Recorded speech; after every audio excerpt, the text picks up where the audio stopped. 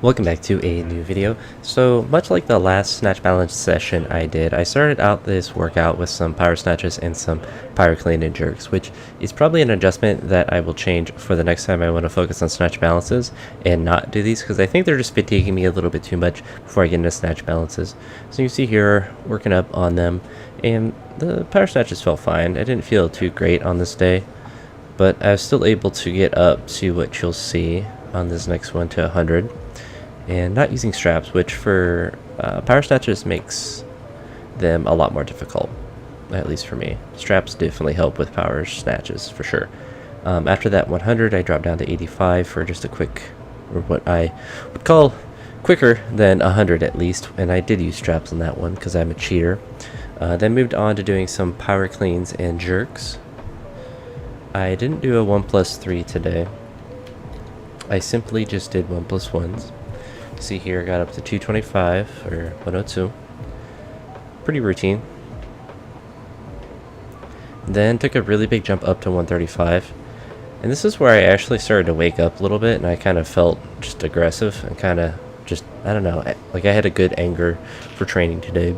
If anyone that trains aggressively or has that aggression when they're training kind of knows what that is, when you kind of feel like, all right, I'm just going to destroy this weight no matter what. And I dropped it on the platform just because I was a little wobbly in the catch, and then dropped down to this 102 for a quick single just to get a little extra speed work in. And I think on the next day I actually did a power jerk, which I never do.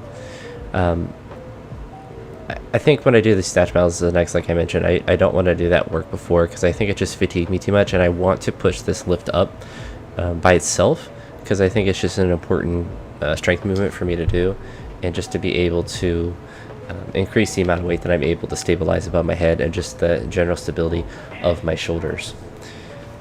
I actually missed the second rep of 80. I just lost focus. Like I was going down and I just like literally on the way up just wasn't paying attention. Then doubled 102. Sorry if you hear yelling in the background. My roommate plays video games. I got the door open, but I'm just gonna hammer through because I'm already in the mood to edit and not stand up and close my door like a clown. I jumped from 102 to 120, and that's another thing. I should just go to 110, but my ego is just too great for me to do that, and I hopefully will next time.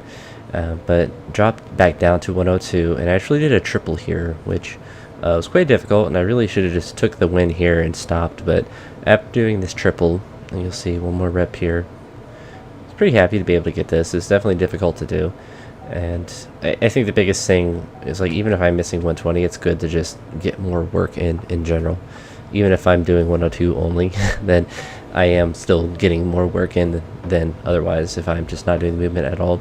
But there, made a better effort, but just didn't have it in me today. Then moved on to behind the neck jerks, and this is where as I started to move up in this movement, this is where I started to feel the fatigue from the previous session. Just keep in mind that yesterday I did a whole bunch of squats, pulls, and some pressing, but a ton of pulls and like heavy deadlifts, up to like 200 kilos and 274 kilos I think for the deadlift, 605. So like extremely heavy in both, and did drop down sets and volume and all of those. And when I did this rep here, I was like, that felt heavy. And it felt kind of wobbly, and so then here I just don't even attempt it, which is smart. If you ever feel like you're not confident in trying a weight, it's best to just not do it so you don't get hurt and to live for another day. And honestly, like, it's the same thing with the snatch balance. Like, the fatigue from the previous exercises had an impact, but also the previous day's training had an impact as well. I think less on the snatch balances, but probably definitely now that I'm talking, it probably had a factor. I felt it a lot more on the behind the neck jerks. So because I wanted just to get work in that overhead position for the snatch, I did some I guess snatch press in the bottom, and this is just like 30 kilos, so just 65 pounds, and I forget how many reps here. Just repping. It's actually a pretty decent mobility exercise too, even if you're not able to push out the movement that much. I was getting a crazy pump in my middle back, and just doing a snatch balance here just to kind of go through that motion and practice it with a lightweight. Here is 40 kilos. I threw the little plates on just to make it 88 pounds because why not? And this is actually quite difficult to do this weight here, so I have a little bit of room to grow. A little bit. I have a ton of room to grow, I should say, but I have this weight that I can continue to work with that's difficult, and you see there, like, I'm grinding it out.